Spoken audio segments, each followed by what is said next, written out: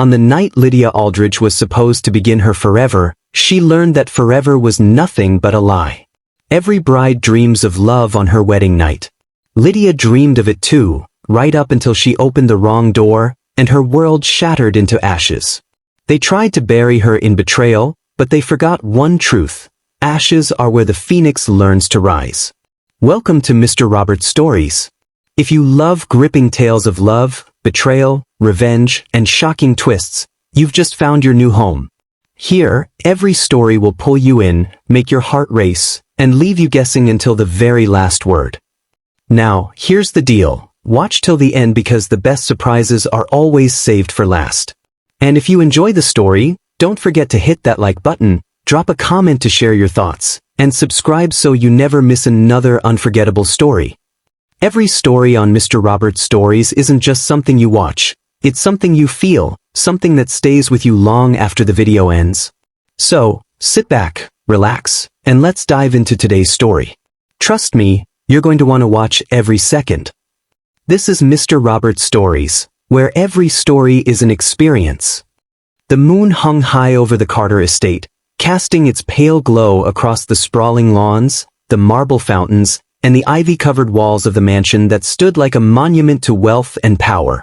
Inside, the remnants of celebration still lingered, scattered champagne flutes left half full, flower petals on the marble floor, and the faint scent of roses mixed with candle wax. For Lydia Monroe, this was supposed to be the happiest night of her life. She lay perfectly still in the master bedroom, her body wrapped in the finest silk sheets, her mind still replaying the events of the day. Everything had been exquisite, almost dreamlike. She could still hear the applause echoing in her ears as she walked down the aisle, could still feel the weight of 300 pairs of eyes watching her glide in her custom-made gown. She had looked every bit the bride she had imagined since she was a girl: delicate lace sleeves, a long flowing train, and a veil that shimmered like spun glass under the chandeliers. She remembered the reception too, the endless toasts, the laughter, the music that spilled into the night until midnight came like a promise of forever. She remembered Vanessa Price's speech most of all, her words about love and loyalty and family, about how Daniel and Lydia were destined for happiness. Lydia had even teared up, believing them to be true. Now, only a few hours later, that memory made her sick. The bedroom was vast, larger than her entire apartment had been before the wedding, but it felt suffocating. The air was too heavy, the silence too loud. She shifted slightly, glancing at the man lying beside her. Daniel Carter, her husband, the heir to one of the oldest and wealthiest families in the city. His dark hair was perfectly in place, even as he slept, and his face, handsome and sculpted, was turned away from her. Lydia had imagined this night so many times. In her fantasies, Daniel would sweep her into his arms, kiss her until she was breathless, and whisper promises of a life filled with passion and partnership. Instead, reality had been brutally different. "I'm tired," he had said, barely sparing her a glance. No kiss. No touch. No explanation. Just those two words, spoken with the emotional warmth of someone commenting on the weather.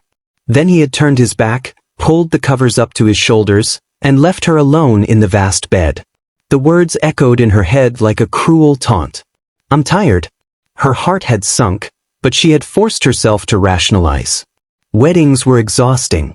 The day had been long, the speeches endless, the dancing tiring.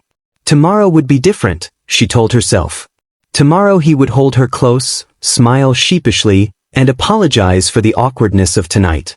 Tomorrow they would begin their real life together. But as she stared at the ceiling, counting the shadows cast by moonlight through the silk curtains, a gnawing unease coiled inside her chest. And then she heard it. A sound so faint she almost dismissed it at first. A low moan, muffled by walls and distance. Lydia froze, holding her breath, listening. The sound came again, clearer this time, followed by a soft, breathy laugh. A woman's laugh. Her pulse quickened. She sat up slowly, glancing at Daniel. His breathing was steady, unbroken. He looked asleep, either deeply asleep or pretending to be. The sounds continued. A rhythm of muffled voices, the unmistakable cadence of intimacy. They were coming from down the hall. From Marjorie Carter's room. Daniel's mother. Lydia's stomach dropped like a stone into a dark well. "No," she whispered under her breath, shaking her head as if that alone could shatter the illusion. She swung her legs off the bed, her bare feet pressing against the icy marble floor. Every instinct screamed at her to go back, to pull the covers over her head and pretend she had heard nothing. But another voice, louder, fiercer, drove her forward. A voice born of years of surviving on her own, of learning to trust her instincts when no one else could be trusted. The hallway stretched before her like a dark tunnel, lined with portraits of Carter ancestors staring down with cold, painted eyes. She moved quietly, each step deliberate, her nightgown whispering against her legs. The moans grew louder, now joined by the rhythmic creak of a bed and the murmur of whispered words she couldn't quite make out. Her heart pounded so hard it threatened to crack her ribs. Her hand trembled as she reached for the door. The light beneath Marjorie's door was a thin, golden line against the polished wood. The sounds on the other side were now unmistakable. Lydia's hand hovered over the knob, her breath shallow, her body torn between turning back and knowing the truth. She pushed. The door opened just enough to reveal the nightmare inside. At first, her brain refused to process the scene. Daniel, her husband of 6 hours, was tangled in silk sheets with another woman. Not just any woman. Vanessa Price.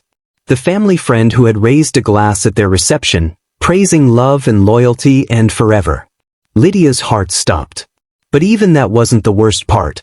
The worst part was Marjorie Carter, seated elegantly in the armchair in the corner, a glass of red wine in hand, watching with a satisfied smile. Her eyes glinted in the dim light as if this was nothing scandalous, nothing unseemly, but rather a performance staged for her amusement. Time fractured. Lydia couldn't breathe, couldn't move. The image burned itself into her memory, searing her soul like a brand. Marjorie's gaze shifted, meeting Lydia's wide, horrified eyes. And then she smiled. "Oh," she said, her voice calm and unbothered, as if Lydia had merely stepped into the wrong room by mistake. "You weren't supposed to see this yet, dear." That word, yet, hung in the air, poisonous and heavy. Daniel finally looked up, his body still entangled with Vanessa's. He didn't look ashamed. He didn't look apologetic. His eyes were cold, flat, stripped of anything resembling love. "Close the door," he said. Not a plea. Not an explanation. A command. Something inside Lydia broke. Not her heart, though that cracked in two, but something deeper, more essential. The part of her that believed in promises, in trust, in love itself. The part that thought she mattered. Vanessa giggled, as though it were all some delightful game.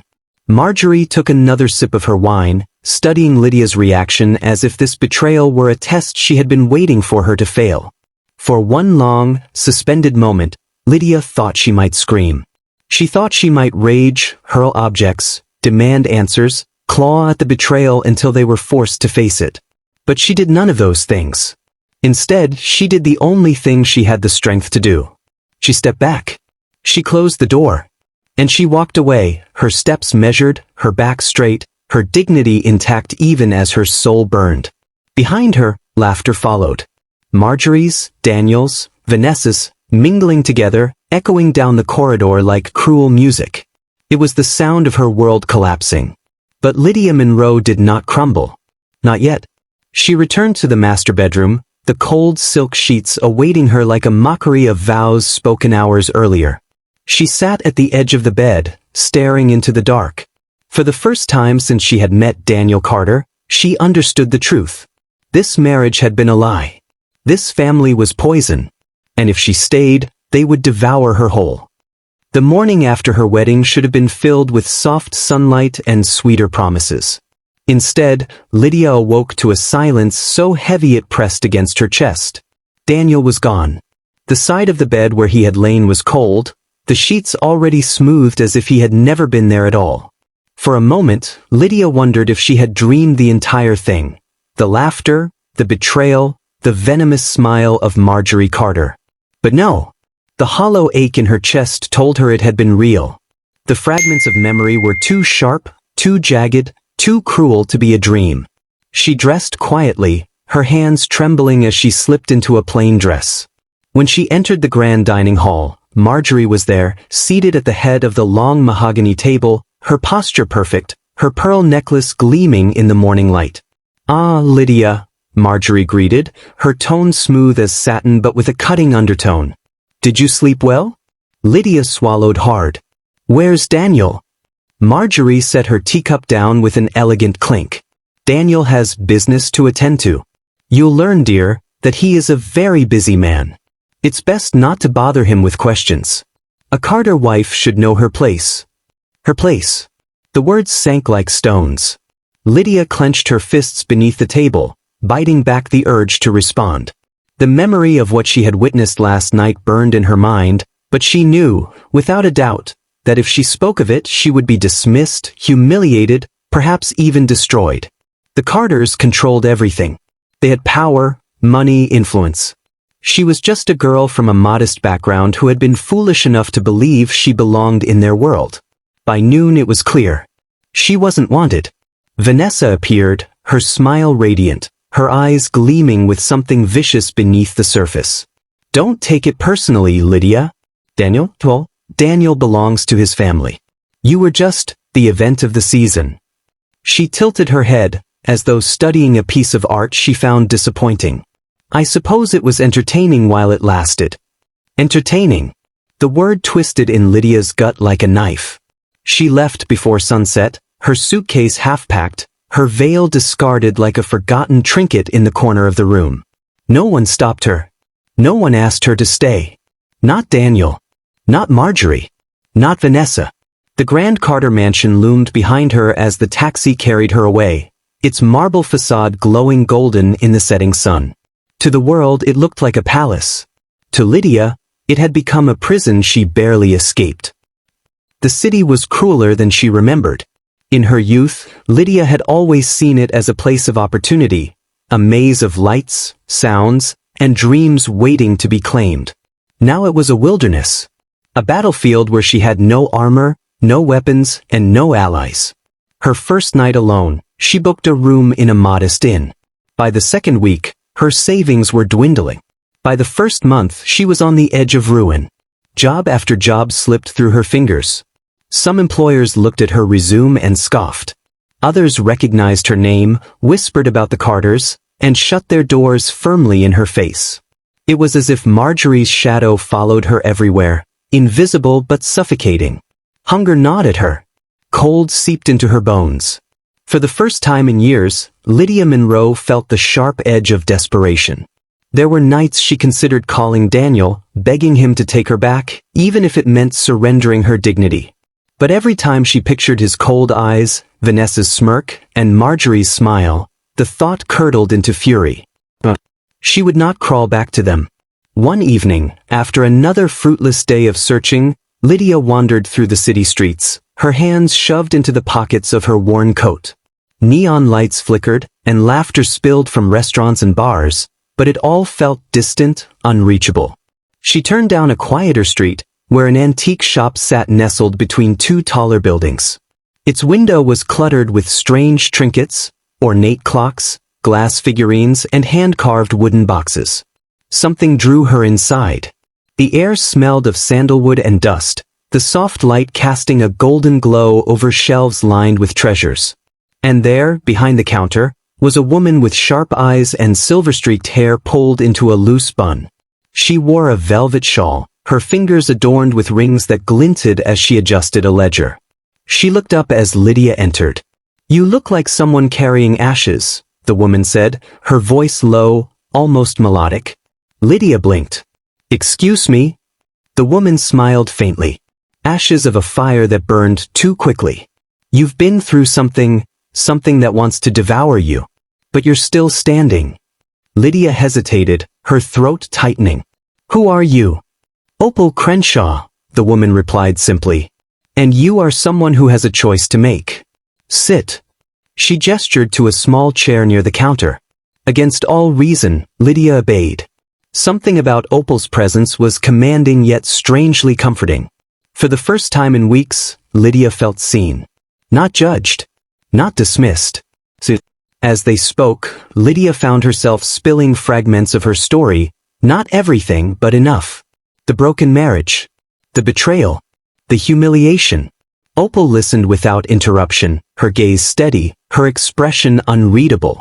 When Lydia finally fell silent, Opal reached across the counter and placed a hand gently over hers. Her palm was warm, steady. "You have been burned," Opal said softly. "But fire does not only destroy. It also creates. From ashes, new things are born. Stronger. Fiercer. You can stay broken, or you can become something more." Tears welled in Lydia's eyes, but she refused to let them fall. She had cried too much already. Instead, she inhaled shakily and whispered, "I don't know how." "That's why you need people," Opal replied. "Not those who seek to use you, but those who see what you can become. I can help you find them." Lydia stared at her, uncertain whether to believe. But deep inside, something stirred. A spark. A whisper of the girl she had been before Daniel Carter, before the lies, before the ruin. "Why would you help me?" she asked, her voice hoarse. Opal smiled faintly. "Because I've seen phoenixes before. And I know one when I meet her." That night, Lydia walked out of the shop carrying not just hope, but a seed. A fragile, trembling seed of possibility. She didn't know what Opal meant, not entirely. But the thought of rising, of reclaiming herself from the ashes, burned brighter than the shame that had chained her. The Carters had expected her to vanish. To fade away, forgotten. But Lydia Monroe was not finished. Not by a long shot. The days after her meeting with Opal Crenshaw felt different. Subtly, but unmistakably. The world hadn't changed. The city was still brutal, the people still hurried, and opportunities still scarce. But Lydia's steps were steadier. The despair that had once weighed her down like iron chains had thinned, leaving behind something sharper, resolve. Opal didn't give her easy answers. That wasn't her way. Instead, she introduced Lydia to people, misfits, strugglers, survivors. Each had their own scars, but each carried within them a certain fire, the kind that Opal seemed to recognize in Lydia. "This," Opal had said one night, her voice quiet but firm, "is your forge. People like you cannot rise alone. You must surround yourself with those who see the world differently, who will fan your spark instead of extinguishing it." And so the Phoenix Artisan Collective was born. It wasn't a formal organization at first. Just a gathering of people with dreams too strange, too bold, too fragile for the ordinary world. They met in a rundown warehouse in the old quarter, where the scent of sawdust mixed with paint and the windows rattled when trains passed by. There were 5 of them in the beginning. Dante Vera, the inventor. He was wiry, restless, with ink-stained hands and a mind that never stopped worrying.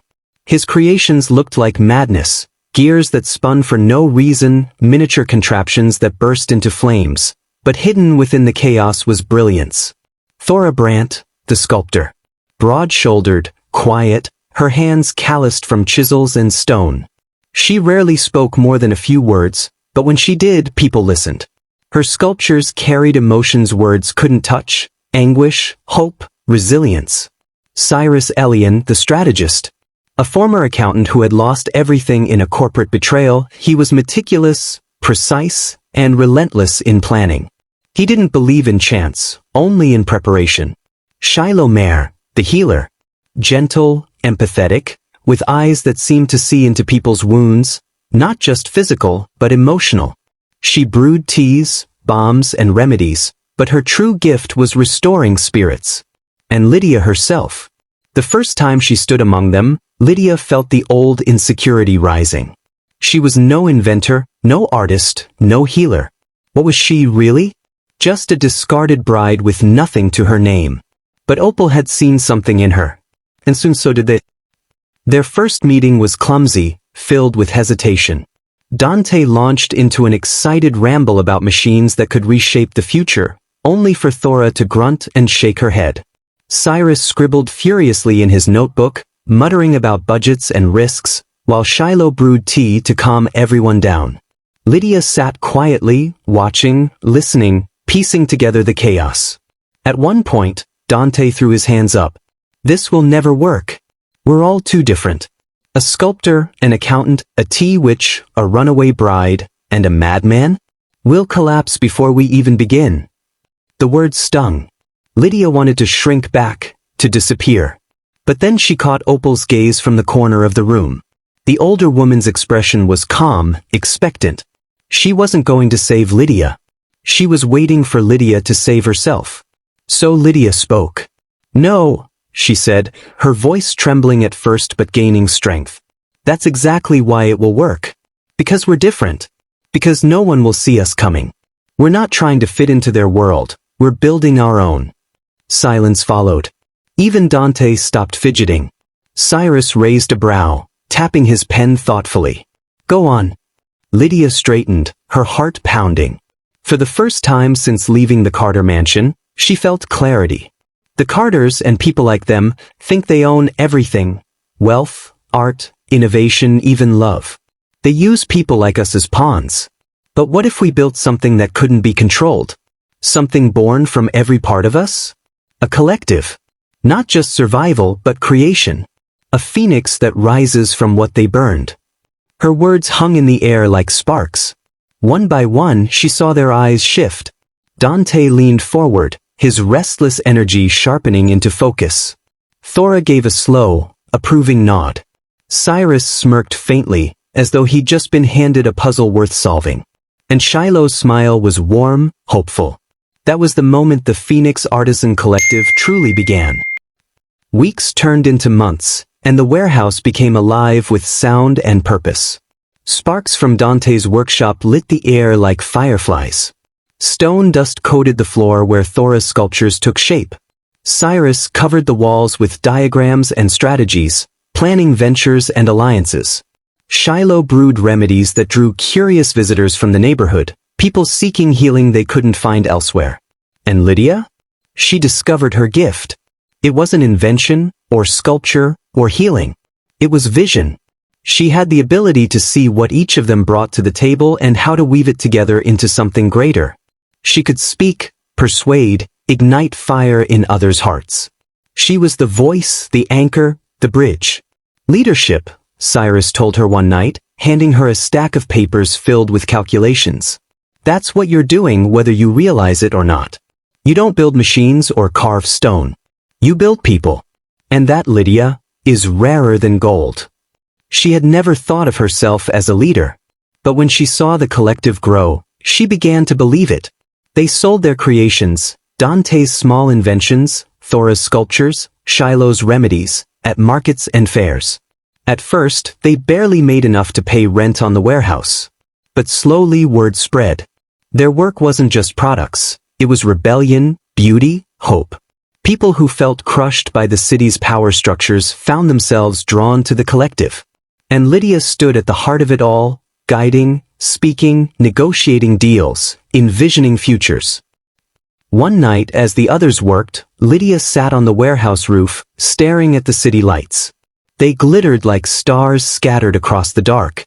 For the first time, she didn't feel like an outsider looking in. She felt like someone about to claim those lights for herself. Opal joined her, settling beside her with the ease of someone who belonged everywhere. She offered Lydia a flask of spiced tea, and they drank in silence for a while. Finally, Opal spoke. "You're different now. Stronger. Do you feel it?" Lydia nodded slowly. "Yes. But it's not enough. The Carters took everything from me. They thought I would disappear. I want to build something so powerful they can't ignore me. I want them to choke on their own arrogance." Opal studied her with that same knowing gaze. "Be careful, Lydia. Fire can warm, but it can also consume. Do not rise only to destroy. Rise to rule." Lydia let the words sink in, her jaw tightening. The idea felt dangerous, intoxicating. But it also felt right. For too long, she had been the girl who survived. Now she would become the woman who conquered. The Phoenix Artisan Collective was no longer just a dream. It was the beginning of an empire. The rain came down in sheets the morning the Phoenix Artisan Collective opened its first official storefront. Lydia stood beneath the dripping awning, key in hand, staring at the crooked "For Rent" sign she had convinced the landlord to pull down. The building wasn't glamorous. Its bricks were stained with decades of soot, its windows streaked and fogged, but to her, it gleamed like a palace. She twisted the key, pushed open the heavy door, and stepped inside. The air smelled of paint, polish, and possibility. Sunlight filtered weakly through the damp glass, splashing across the display shelves Dante and Thora had helped her build. Shiloh had set out small jars of herbal remedies on one counter, while Thora's sculptures stood like guardians near the entrance. Dante's inventions, polished to a rare shine, ticked and whirred in the corner, intriguing to anyone curious enough to touch. And in the center, beneath a hand-painted wooden sign that read Phoenix Artisan Collective, lay Lydia's jewelry. Simple copper twists, necklaces made from broken glass, bracelets fashioned from wire and stones polished by her own hand. Each piece shimmered with resilience, with story, with defiance. For hours that first day, no one came. The rain pounded, the streets were quiet, and Lydia fought back the creeping fear that she had been foolish to believe. But by midday, a young couple stepped in, dripping with rainwater, and bought a bracelet for their daughter. By evening she had made $400, a sum that, months ago, would have felt impossible.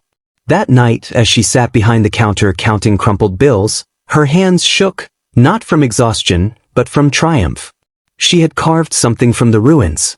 She was no longer just surviving, she was beginning to build. Word of the collective spread slowly, then quickly. At first, customers trickled in, curious about the little shop with the strange name. Then a local blogger wrote about it, praising the raw beauty of the work.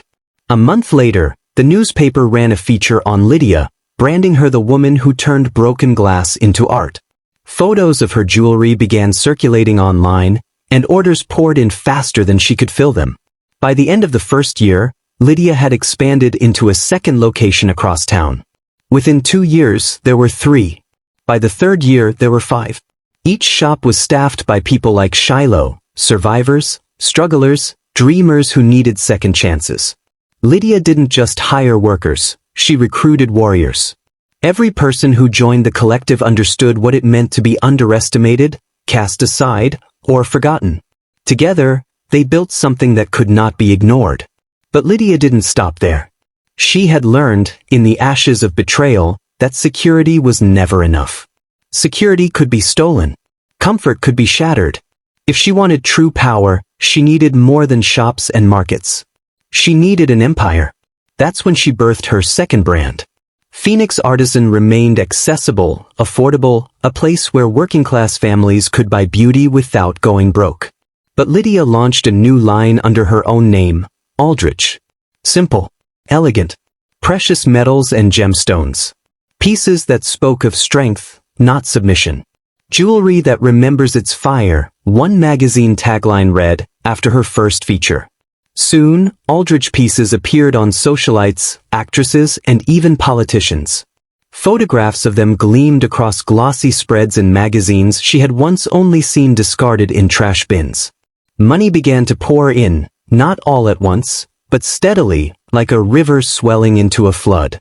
Lydia reinvested everything. She bought a small manufacturing facility, then a larger one. She hired hundreds of workers, offering fair wages and training programs for young artists who couldn't afford university. She launched scholarships for women trapped in bad marriages or toxic families, giving them the one thing she had once been denied, a way out. Her days were filled with deals, negotiations, and creation. Her nights were spent sketching new designs by the glow of her penthouse windows, the city skyline glittering around her. She wore clothes that once would have cost her an entire year's wages. She drove cars that turned heads. And yet, she never forgot the mattress above the laundromat, the rumble of machines beneath her as she struggled to fall asleep. In fact, she kept that tiny room. Paid rent for it every month, even though she never stayed there. It sat empty, a silent reminder of where she had started. But with power came attention. Reporters came knocking, eager to interview the woman who had risen from nothing. She was labeled everything from the Phoenix Bride to the Queen of Broken Glass. Investors circled, hungry to profit from her vision, but Lydia was cautious. She remembered the Carters, how wealth and power could rot souls. She would not sell herself into another gilded cage. At every gala, every fashion week, every glittering event she attended, Lydia carried herself with quiet poise. Whispers followed her. She came from nowhere. She was married once, wasn't she? To some wealthy heir? Whatever happened to that? She never answered. Some mysteries were better left to fuel curiosity. But in her heart, she thought of them often. Daniel, Marjorie, Vanessa, the unholy trinity of betrayal. She wondered if they ever thought of her, if they pictured her crumbling in some forgotten corner. She hoped they did. She hoped they laughed at the idea of her suffering, because the truth would hit them like thunder when it came. They destroyed me, she whispered once to Opal, as they shared tea in her penthouse. But they don't realize, they only forged me. Opal's eyes glimmered with pride and caution. Then wield that strength wisely, Lydia. Empires built on rage burn fast. Build yours to last. Her empire did last. And it grew. By the end of her 5th year, Phoenix Artisan operated in 3 states. Aldridge had gone international with boutiques in Paris, Milan, and Tokyo. Lydia herself became a figure whispered about in boardrooms and envied at high society gatherings. But she remained deliberate. Every expansion was calculated, every risk weighed. Cyrus, now her financial director, ensured no detail slipped past them. Dante's inventions began merging into her designs, giving Aldridge a reputation for innovation. Thora's sculptures became fixtures in her boutiques, anchoring them in artistry rather than commerce.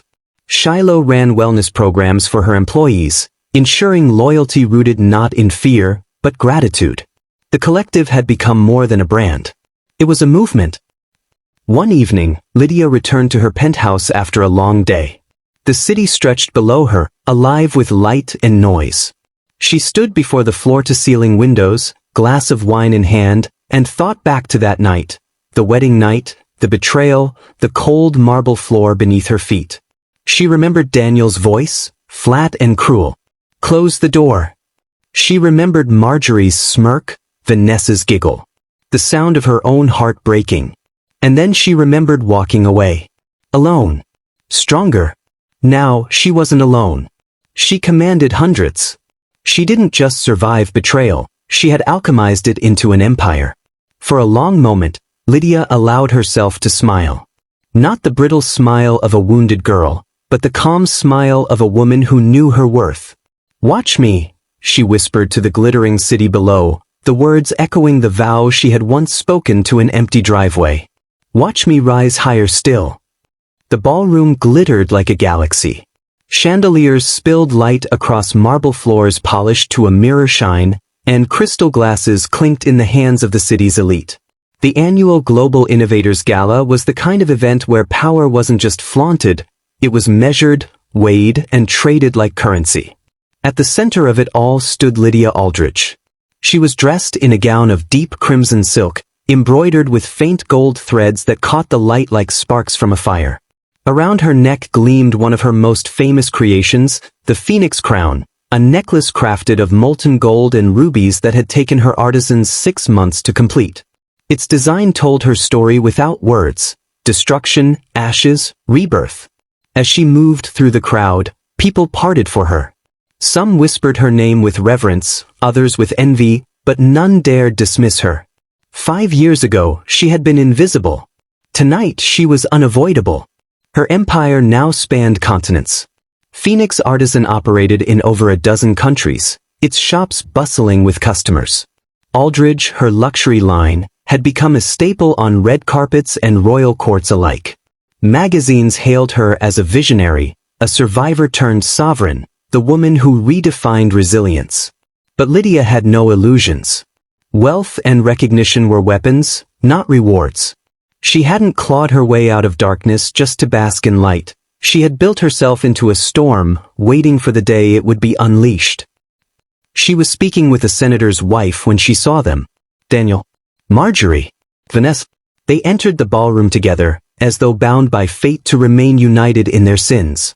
Daniel still carried himself with that old air of entitlement, his suit immaculate, his smile polished but hollow. Marjorie clung to his arm, her eyes sharp and watchful, though time had carved faint lines around her mouth. Vanessa trailed behind, glittering in a dress too bright, her laughter too loud, her beauty slightly faded but still dangerous. Lydia's chest tightened, but not with pain. Not anymore. Instead, she felt the steady thrum of power, the kind that came from knowing she no longer needed revenge to feel whole. The universe had already avenged her. She had risen higher than they could ever dream, and tonight, they were forced to see it. Daniel's eyes locked with hers across the room. For a heartbeat, his smile faltered. Marjorie stiffened, following his gaze. Vanessa laughed again, too loudly, until she realized who stood at the center of attention, commanding the gala's gravity like a queen on her throne. Lydia raised her glass slightly in their direction, a gesture so small it might have been mistaken for politeness. But the look in her eyes said everything. You left me for ashes. And from those ashes, I built an empire that will outlive you. Later that evening, as the gala wound down and guests departed in sleek black cars, Lydia stepped onto the balcony overlooking the city. The skyline shimmered, a constellation of ambition and greed, but to her it looked like a canvas, one she had painted with her own fire. Opal joined her, now older but no less radiant in her quiet strength. She slipped a hand over Lydia's arm. You saw them? Yes, Lydia said softly. And nothing. Lydia's voice carried the calm weight of truth. I don't need to destroy them. Their punishment is watching me thrive. She glanced back at the ballroom, where her name had been on every lip, her work on display like holy relics. I am everything they said I could never be. Opal studied her for a long moment, then smiled. Then you finally crowned your phoenix. Lydia's gaze drifted to the horizon, where the first hint of dawn painted the sky with fire. No, she whispered, her lips curving into the faintest smile. I've only just begun. In the years that followed, Lydia's empire would continue to grow. She would expand into industries far beyond jewelry and art, branching into tech, real estate, and philanthropy. She would found schools for girls across the world, invest in shelters for survivors of abuse, and create legacies that bore her name not in vanity, but in victory. People would call her many things: the Phoenix Bride, the Queen of Ashes, the Crowned Fire. But to herself, she remained simply Lydia, the woman who had been broken, betrayed, abandoned, and left for dead, only to rise, unshakable, untouchable, eternal. And though she never spoke to Daniel, Marjorie, or Vanessa again, their faces haunted her only as a reminder of her beginning. They had forged her fire, yes, but she had wielded it into something that could never be extinguished. Because some women burn, but others rise. And Lydia Aldridge had risen higher than any flame could reach.